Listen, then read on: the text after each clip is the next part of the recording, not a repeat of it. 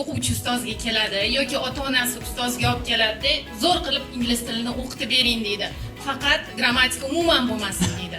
Shu holatda siz nima deb javob berasiz va keyingi savol, grammatika muhimmi o'zi? Nimaga kerak? Albatta, grammatika muhim. Bu so'z iloji men yo'q deb hisoblayman, negaki men asosan ingliz tilini nima maqsadda o'rgataman bolalarga. O'sha maqsaddan kelib chiqadigan bo'lsa, ingliz tilidagi grammatika muhim bo'ladi. Ya'ni men Amerikaga borib ishlash uchun kelgan o'quvchilar bilan ishlamayman. Ular meni auditoriyam emas. Lekin ularga grammatika kerak bo'lmasligi mumkin, chunki ular misol uchun beginner elementary darajasida bo'lishi mumkin, aqshga ketadi, qiynaladi, lekin o'ziga kerakli so'zlarni bilib oladi. Ha, o'shanda gapirib yurishadi. Gap yo'q. Bu muammo emas. Bu yana bilasizmi, Amerikaga yoki AQShga yoki Buyuk Britaniyaga ingliz tilida so'zlaydigan davlatga borib olish va u yerda keyin o'rganib ketish bu boshqa narsa. Bu umuman menimcha muhokama qilinishi kerak emas. Agar unaqa imkoniyat hammada bo'lganda, unda menimcha ingliz tilini o'rgatish ham kerak bo'lmasdi.